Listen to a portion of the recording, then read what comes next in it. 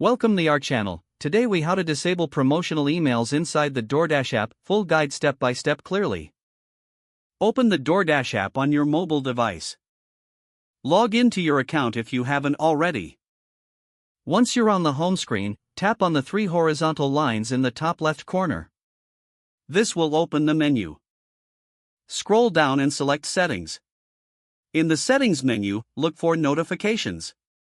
Tap on Notifications to proceed. Here, you will see various notification options related to your account and orders. Locate the section that mentions promotional emails or marketing notifications. You may see options like promotional emails or marketing notifications. Toggle the switch to the off position. By doing this, you will disable promotional emails sent by DoorDash. If prompted, confirm your choice to ensure the setting is saved. Once you've disabled the promotional emails, you can exit the settings.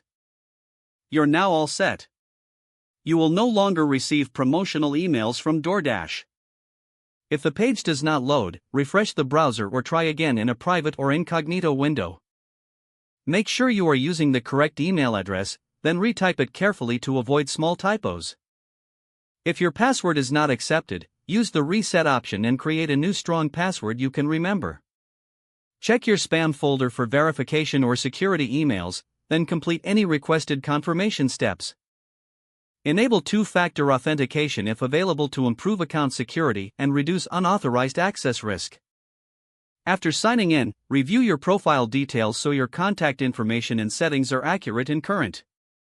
If you see an error message, note it down and try again after restarting your device and internet connection. Log out when you finish, especially on shared devices, to keep your account and payment information secure.